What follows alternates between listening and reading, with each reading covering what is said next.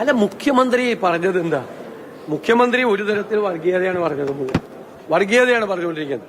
അദ്ദേഹം യാതൊരു പരസ്പര ബന്ധമില്ലാതെ കേരളത്തിൽ നടന്ന വർഗീയ കലാപങ്ങൾ മുഴുവൻ പറയുകയാണ്. എന്നിട്ട് ഇടതുപക്ഷത്തിന്റെ സമയത്ത് ഒരു കുഴപ്പമില്ലെന്ന് പറയാ. ഇടതുപക്ഷത്തിന്റെ സമയത്തും കേരളത്തിൽ വർഗീയ കലാപങ്ങൾ നടന്നിട്ടുണ്ട്. കേരളത്തിൽ പല സ്ഥലത്ത് നടന്നിട്ടുണ്ട്. കോടിയേരി ബാലകൃഷ്ണൻ ആഭ്യന്തരമന്ത്രിയായി നടന്നിട്ടുണ്ട്. അശ്വാനന്ദൻ മുഖ്യമന്ത്രിയായിരുന്നപ്പോൾ നടന്നിട്ടുണ്ട്.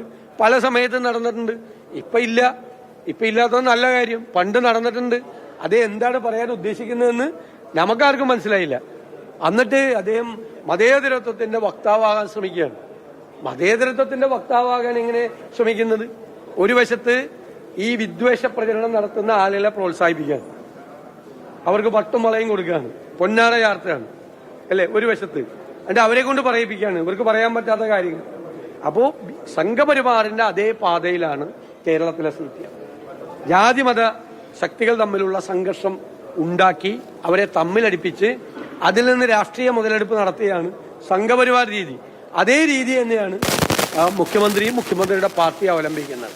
എന്നിട്ട് മതേതരത്വത്തെക്കുറിച്ച് വാദോരാതെ പ്രസംഗിച്ച മറുപടി പറയണ്ടേ? ആ മറുപടി കൊടുത്തു.